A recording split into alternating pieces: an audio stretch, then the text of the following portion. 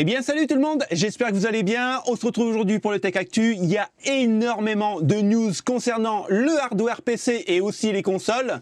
Donc ce qu'on va faire, c'est qu'on va fractionner ce Tech Actu en deux parties. On aura la première partie qui va traiter d'NVIDIA et quelques sujets autres. Et la deuxième partie qui arrivera normalement mercredi, qui va traiter d'AMD parce qu'il y a beaucoup de choses à dire sur le X3D et vous allez voir, ça va pas concerner que les processeurs. AMD annonce du lourd pour contrer Nvidia et je pense que ça va peut-être faire du bien au niveau des prix. On verra ça ensemble. Pour cette première news, on va parler du milieu et de l'entrée de gamme au niveau des cartes graphiques et de chez Nvidia. Donc j'ai nommé la RTX 4060 et la RTX 4050. La 4060, on l'a traitée la semaine dernière et on verra le prix s'il change. Maintenant, on va voir autre chose parce qu'il y a un petit tableau qui est apparu le 25/1/2023. Regardez bien l'heure à 11h59. Et on peut voir que la RTX 4060 et la RTX 4050 est annoncée. Mais on peut remarquer aussi une chose, c'est qu'au niveau des RTX 4090, 4080, 4070, on n'a pas de TI. Même la 4060 Ti qui était annoncée la semaine dernière n'est pas dans le tableau. Alors, est-ce que ça veut dire quelque chose ? Malheureusement, pour l'instant, on ne le sait pas. On va surtout retenir, c'est le prix. Parce qu'en fait, la 4060 et la 4050 seraient estimées au niveau du prix à peu près par rapport au prix d'une 3050 et d'une 3060. Donc, ce qui voudrait dire qu'une 4050 vaudrait à peu près plus ou moins, je pense que ça sera un petit peu plus, à environ de 10%, à 249 $. Si on convertit les dollars en euros plus la TVA à 20,6, ça nous ferait une 4050, attention, à 276 €. Si jamais le prix se tient à ce niveau-là, ça fait longtemps qu'on n'a pas vu une carte, même d'entrée de gamme, à ce prix-là. Pour rappel, quand la 3050 est sortie, Nvidia ne l'avait pas proposée en FE, donc on avait des prix complètement abusifs. On était quasiment à 500 € pour de l'entrée de gamme. J'espère de tout cœur que ça va se tenir comme ça, et franchement, on croise les doigts. Après, attention. Il est dit qu'il y aurait une efficacité énergétique impressionnante. Mais je vous rappelle, plus la consommation est basse, moins les cartes graphiques sont puissantes. On est bien d'accord sur ce principe. Donc, on sait que normalement, la 4060 serait en GDDR6 et non pas en GDDR6X, comme la 4070 par exemple, et qu'elle aura un TDP de 160 watts. Aujourd'hui, on peut estimer que la 4050 aura un TDP avoisinant un peu les 160 à 120 watts, mais en GDDR 6X. Pour l'instant, malheureusement, on ne sait pas combien de gigas de mémoire on aura pour la 4050. La 4060, on l'a traité la semaine dernière, comme je vous l'ai dit, donc on ne va pas revenir dessus. Alors, est-ce que c'est une bonne et une mauvaise nouvelle ? Du moment où le prix est vraiment correct, s'il reste à 276 €, ok, ça peut être vraiment intéressant pour les gens qui ont vraiment un petit budget. Maintenant, si pour ce prix-là, on se retrouve avec une 4050 qui équivaut à une 3050, ça serait quand même intéressant puisque la 3050 est quand même assez chère encore actuellement. Et à mon avis, moins il y en aura en stock, plus elle sera chère. Donc ça serait peut-être une petite, on va dire, bonne alternative pour la 4050. Maintenant, on verra au niveau prix, performance. On va remonter en gamme et on reparle tout de suite de la RTX 4070 non TI.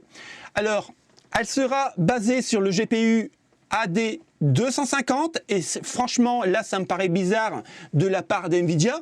Après attention, ce n'est pas un communiqué officiel de chez Nvidia, donc ça peut changer dans le temps, puisqu'il y a 2 semaines on l'avait vu que Nvidia voulait changer le procédé pour justement faire des cartes graphiques beaucoup moins chères à produire, donc normalement répercussion sur les ventes. Donc ça serait vraiment pas mal pour nous joueurs, puisque là, ils avaient parlé de l'AD 104 250 qui était plus cher à produire que l'AD 104 251. Et là, normalement, encore une fois, ce n'est pas officiel, mais dans cette news, on aurait dû voir l'AD 104 251. Bon, c'est comme ça. La carte sera cadencée vraiment en boost à 2475 MHz, ce qui est vraiment pas mal pour une carte quand même, on va dire, milieu haut de gamme. Maintenant, on aura 12 Go de GDDR6X. Encore une fois, je ne comprends pas le procédé, puisque la GDDR6, on le retrouve sur la 4060 Ti, 4060 et 4050. Là, pour le coup, on a la 6X, mais la 6X, pour rappel, est beaucoup plus chère à produire que la 6. Est-ce qu'il n'y aurait pas mieux valu avoir de la 6, puisqu'il n'y a pas énormément de différence entre les deux mémoires, pour avoir la carte beaucoup moins chère? Maintenant, ce qui est vraiment agréable, c'est qu'on aura un TGP de 200 watts, et ça, c'est vraiment très cool. Attention, l'alimentation se fera toujours via le port 12 VHP. Et pour le coup, il n'y a pas que les câbles Nvidia qui fondent sur les nouvelles RTX, puisque câble mode, eh ben, ça y est, c'est fondu. Et on peut le voir ici.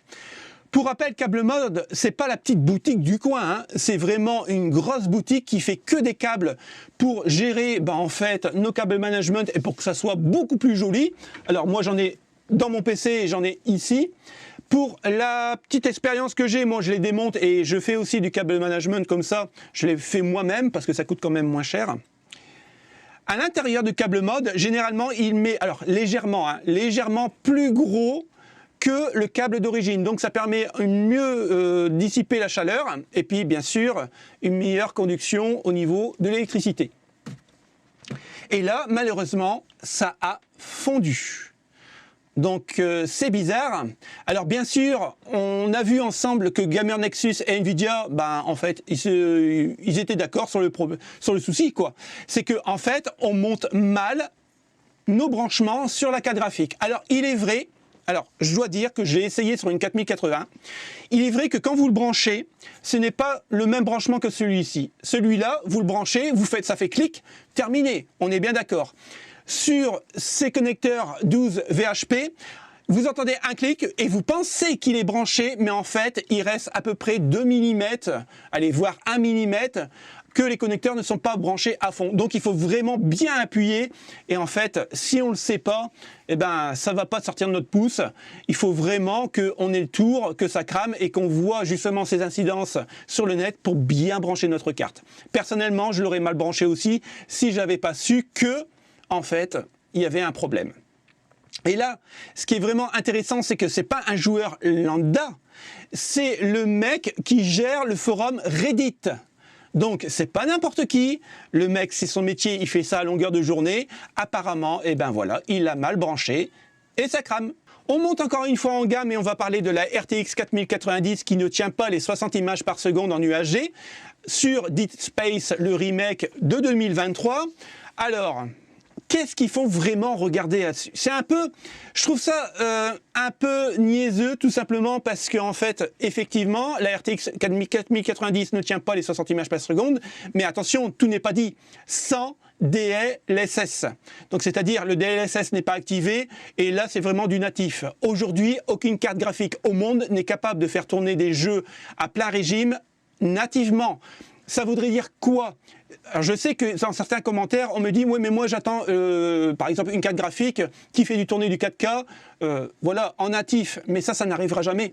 Tout simplement parce que déjà, la carte graphique, la 4090, est assez lourde et un pavé comme ça à mettre dans notre boîtier. Là, imaginez, il faudrait bientôt une carte graphique comme ça, avec tous les composants à l'intérieur, ce qui nous mettrait un prix vraiment exorbitant. Déjà que les prix sont à plus de 2000 €. Donc là, ça n'arrivera jamais. Il faudra toujours, bien sûr, soit le DLSS et ainsi de suite. Ce qui est normal. Donc voilà, c'était un petit truc. Donc on voit ici, en fait, tous les cartes graphiques qui existent, qui tournent, en fait, sans DLSS, sans FSR, et effectivement, on a une chute de FPS. Et pour rappel, quand vous jouez en ultra, ça sert à rien, puisque vous rajoutez des aliasing où vous ne verrez pas la différence au niveau qualité image. Donc dans ce cas-là, privilégiez de jouer en height, et puis avec un meilleur taux de FPS, c'est quand même mieux, je trouve. Donc, ils se sont amusés à faire tourner une 4090 sans DLSS, oui, pourquoi pas. Alors, la 4090, on vient juste de le voir, et maintenant, on va passer à la 4090 Ti, parce qu'il nous manque de puissance. Alors, Nvidia envisage vraiment la démesure, comme il est marqué dans le titre. Alors attention les amis, il faut vraiment prendre tout ça avec des pincettes. Faut pas vraiment croire tous les sites internet qui en parlent parce que vous allez voir. Là, on va parler de 4 slots. Donc effectivement, elle est juste énorme. On parle ici, vous voyez ici 4 slots, c'est juste énorme. Alors imaginez une 4090 Ti qui ne fait pas du natif. Imaginez une carte graphique qui fait du 4K en natif. C'est pas possible. Donc là, il faudrait des cartes à 12 slots, c'est pas possible. Donc pour revenir, la 4090 Ti aura 48 Go de GDDR6X. Attention, et on serait en approche de 800 watts. C'est juste énorme. Donc personnellement, je n'y crois pas trop. Alors l'enveloppe thermique, vous voyez, atteindrait maximal 800 watts. C'est juste n'importe quoi, 800 watts. Surtout, il faut se focaliser sur le tableau, puisque là, pour la 4090 Ti, on a 800 watts max, ok, 600 watts max pour la 4090. Ce qui est normal, puisque je vous rappelle, les nouveaux connecteurs d'alimentation peuvent supporter maximum 600 watts. Donc là, pour 800 watts, ça voudrait dire que la 4090 Ti, eh ben, en fait, on aurait 2 connecteurs 12 VHP. Ça me paraît un peu bizarre.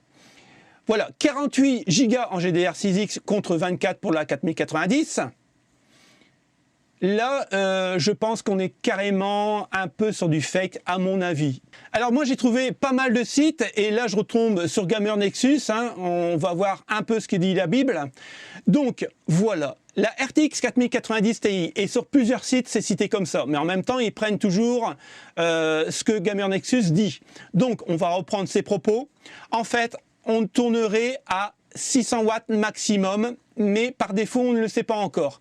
Donc, on aurait en fait une phase d'alimentation pour cette carte graphique. Pour la GDDR6X, on serait toujours à 24 Go. Et ça me paraît un peu plus honnête, puisque là, vraiment, la Titan, celle qui est faite pour les professionnels, là, on aurait bien sûr 2 broches et on aurait 48 Go en GDDR6X. Et ça, on l'avait vu la semaine dernière. Pour moi, c'est plausible. Maintenant, mettre 48 Go en GDDR6X, que de toute façon, les jeux n'utilisent même pas 16 Go en GDDR6, non, je ne pense pas. Et à mon avis, vu que la RTX 4090, on la trouve dans les alentours de 2000 €, la TI sera à combien s'ils la mettent au même niveau que la Titan? Vu que la Titan, on l'a vu la semaine dernière, la RTX 6800 coûte à peu près 7000 €. Donc imaginez-vous une 4090 Ti en environ 4500 €. C'est pas possible. Pour moi, c'est pas possible. Donc, on le verra, eh bien, dans l'avenir, les amis. Et puis, on va passer à d'autres news. Sony nous avait dit, la PS5, on n'arrive pas à les avoir, on va faire une production de masse pour pouvoir les acheter. Pour l'instant, on n'a encore rien vu.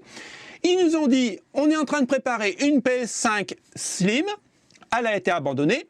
Alors, c'est pas grave, on nous prépare une PS5 Pro avec un refroidissement liquide comme on a dans nos PC pour booster la puissance de la console et justement abattre la bête noire, la Xbox série X.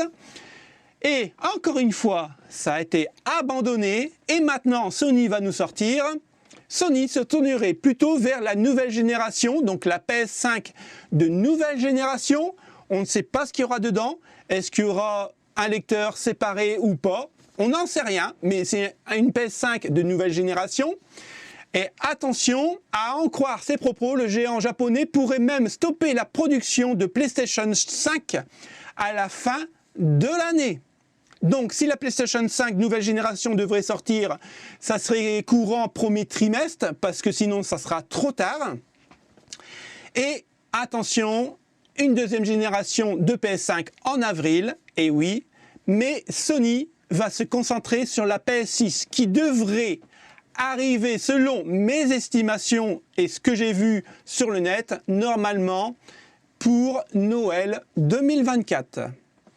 Donc, pourquoi pas? Alors, ils disent là 2027, mais à mon avis, Ça sera pour Noël 2024, puisqu'il y a pas mal en fait de journalistes qui ressentent la même chose que moi.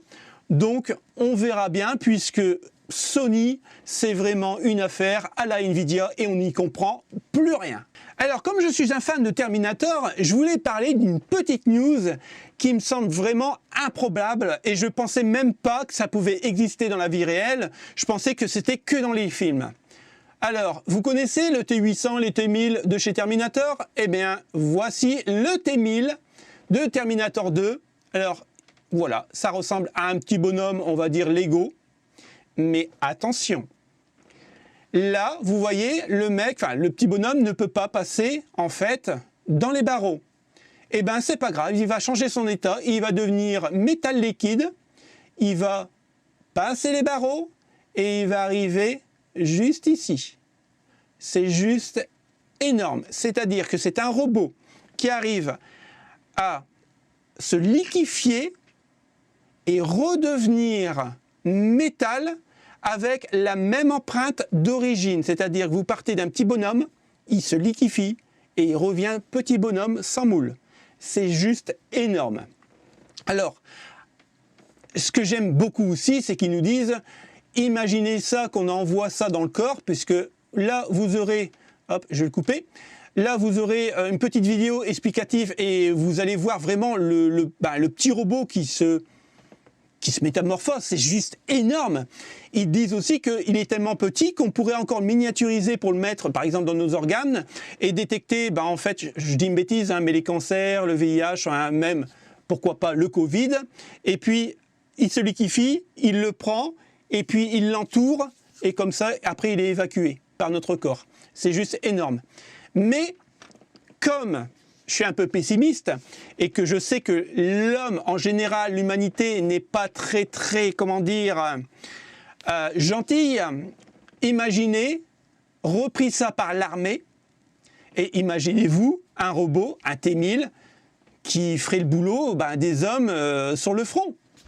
Ça serait juste énorme. Et à mon avis, l'armée, quand on va voir ça, il va se prendre la part du gâteau et on va voir peut-être des T800 et des T1000. Alors, est-ce que Skynet va arriver? À vous de me le dire dans les commentaires. Bon, là, pour le coup, c'est pas une news qui est vraiment favorable à nous, les gamers, que ce soit sur les machines PC ou alors, bien sûr, sur les consoles. Pourquoi? Eh bien, en fait, l'alliance des USA, du Japon, des Pays-Bas, à savoir que les USA, le Japon et les Pays-Bas, c'est eux qui ont les plus grosses machines pour faire de la production en 3 nanomètres, avec TSMC, bien sûr, c'est une alliance.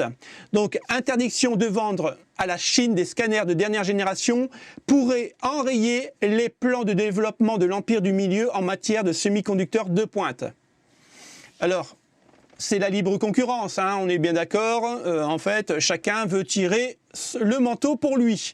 Le gros problème dans tout ça, c'est que la Chine, c'est le grenier du monde, pour tout, pour l'électronique et ainsi de suite. Donc, ça veut dire que, comme la Chine, actuellement, c'est lui qui produit énormément de semi-conducteurs, donc pour les voitures, pour les téléphones portables, pour les PC, pour les consoles, pour tout ce qui est électronique, eh bien, en fait, c'est très, très mauvais pour nous.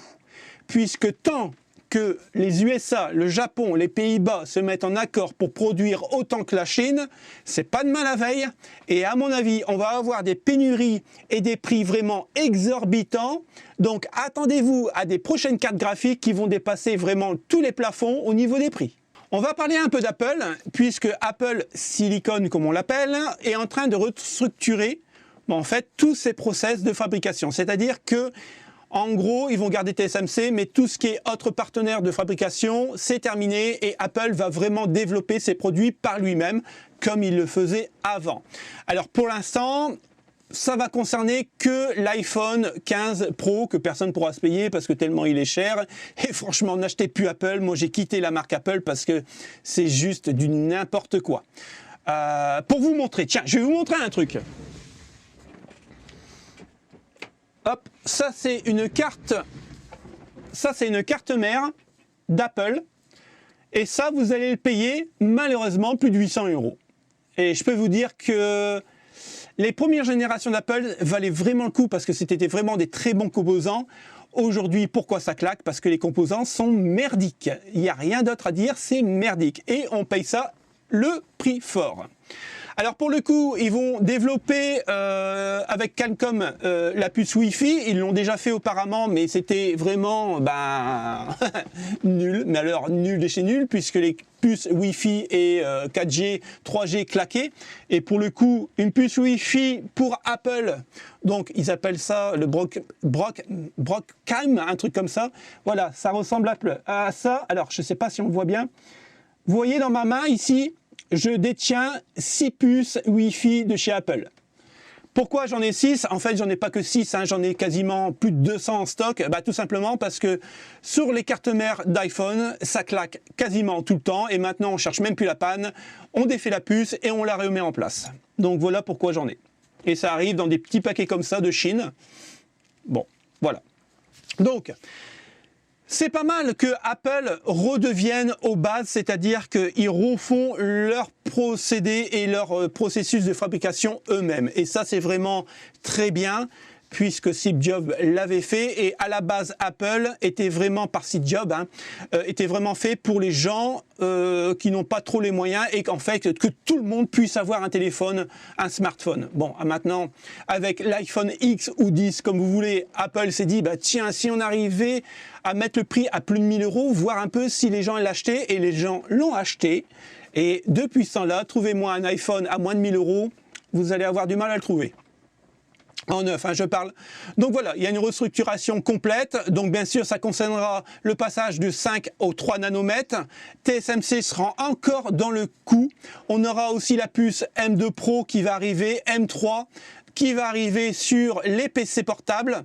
Donc on va voir ce que ça donne. Maintenant, c'est bien qu'ils refont la production eux-mêmes, comme je vous l'ai dit, mais maintenant, à quel prix? On va parler aussi de jeux vidéo dans ce Tech Actu, on va parler de Starfield, je vous l'ai présenté la semaine dernière dans la vidéo, s'il fallait vraiment acheter une carte graphique en 2023, en tout cas en neuf.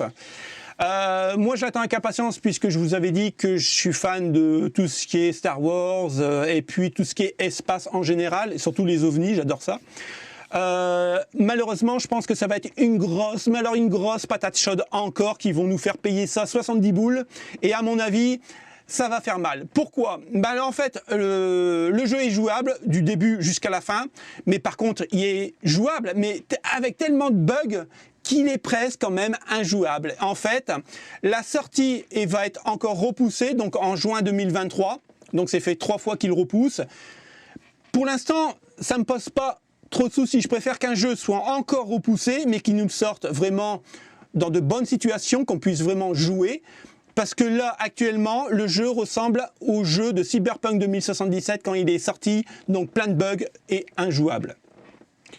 Donc malheureusement, aujourd'hui, on sort très vite les jeux pour une grosse rentabilité, mais les jeux ne sont pas finis. C'est ce que je vous ai expliqué dans la vidéo, pourquoi acheter une carte graphique en 2023. Donc voilà, il prévoit un lancement douloureux à la Cyberpunk 2077. C'est tragique, franchement, dans le monde vidéo, c'est vraiment tragique. On arrive au terme de ce premier Tech Actu de la semaine. Je vous rappelle, il y en aura un deuxième et là, on va parler bien sûr d'AMD avec les X3D. Il y a pas mal de choses à voir ensemble. On va aussi parler d'Intel parce qu'il y a des nouvelles cartes graphiques qui vont arriver et je pense que c'est vraiment bien d'en parler. On va parler aussi d'autres news assez insolites. Donc, je vous donne rendez-vous mercredi pour le deuxième épisode du Tech Actu. Merci de m'avoir suivi. Passez une bonne petite semaine. À mercredi. Salut les potes, ciao ciao.